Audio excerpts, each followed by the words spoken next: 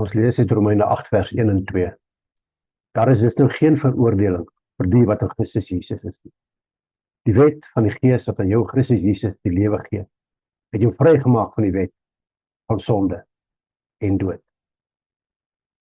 Daar is waarskynlik min verse in die Bybel wat soveel hoop en bemoediging aan 'n sukkelende Christen bied as hierdie twee verse. Paulus begin met twee kragtige woorde. Daar is. Daardie woorde verbind Romeine 8 met alles wat Paulus voorheen gesê het. In Romeine 7 skryf Paulus openlik die stryd tussen die begeerte om te doen wat reg is en steeds homself vind om te doen wat verkeerd is. Hy roep selfs uit, ek ellendige mens, wie sal my van hierdie doodsbestaan verlos? Miskien het jy al so gevoel. Jy weet wat God van jou verwag. Jy wil volgens sy woord leef. Jy wil opreg doen wat reg is. Maar soms misluk jy. Soms wen versoekings. Soms stel ons woorde, gedagtes of dade ons te leef.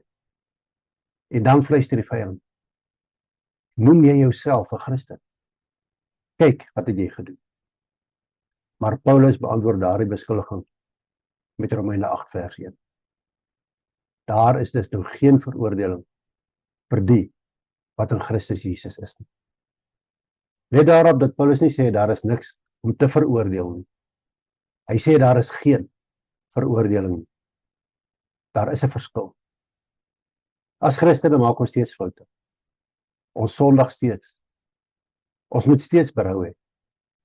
Maar wanneer ons aan Christus behoort, bepaal ons mislukkings nie meer ons posisie voor God nie. Jesus doen. Dit beteken nie God ignoreer ons sonde nie.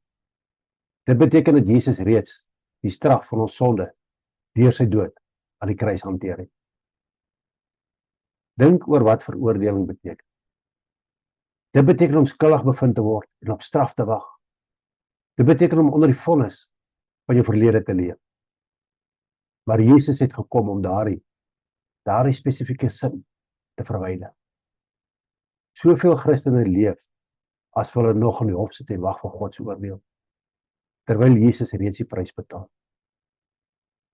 Miskien draai vandag iets uit jou verlede, 'n fout, 'n mislukking, 'n slegte besluit, iets wat jy gesê het, iets wat jy gedoen het, miskien iets wat jare gelede gebeur het, wat jy steeds nie vir jouself kan vergewe nie. As jy opreg jou geloof in Christus geplaas het, vertel Romeine 8 vers 1 vir iets wonderlik. Jou verlede mag dalk verduidelik waar jy was, maar dit is nie die finale woord oor waarheen jy gaan. Dan gee Paulus vir ons die rede in vers 2. Die wet van die Gees wat aan jou in Christus Jesus die lewe gee, het jou vrygemaak van die wet van sonde en dood. Voor Christus het die sonde ons beheer. Ons was slawe van natuur wat ons voortdurend van God weggetrek. Maar iets het verander toe Christus in ons lewens gekom het.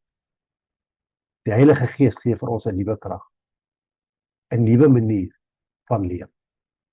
Daar word meer van ons verwag om sonder bloot deur ons eie krag te oorwin. En miskien is dit waar. Dit is waar baie van ons verkeerd gaan. Ons probeer harder. Ons beloof onsself, ek sal dit nooit weer doen. Ons is afhanklik van ons eie dissipline, ons eie krag en ons eie vasberadenheid. Maar Romeine 8 vers 2 wys ons elders. Dit sê die Gees wat aan jou in Christus Jesus die lewe gee, het jou vrygemaak. Christendom gaan nie net daaroor om beter weergawe van onsself te word. Dit gaan daaroor om God toe te laat, om ons te transformeer deur die krag van sy Gees. Wat beteken Romeine 8 vers 1 tot 2 vir ons vandag? Dit beteken ons hoef nie onder die gewig van veroordeling te leef nie. Dit beteken ons hoef nie gevangenes van ons verlede te wees. Dit beteken ons hoef nie elke geveg op ons eie krag te voer nie. En dit beteken daar is vryheid in Christus.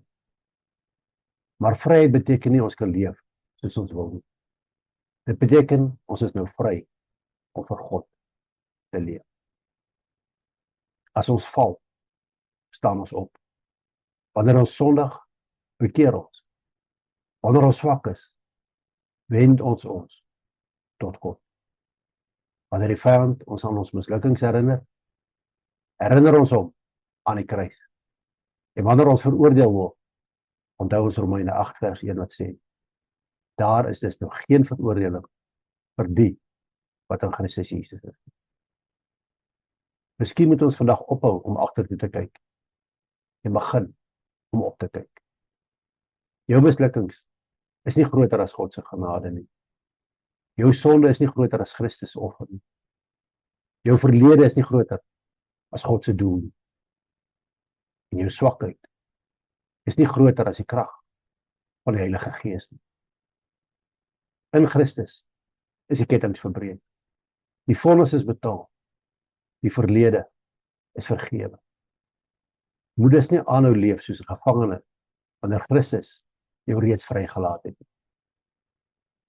Daar is dus nog geen veroordeling vir die wat in Christus Jesus is. Amen.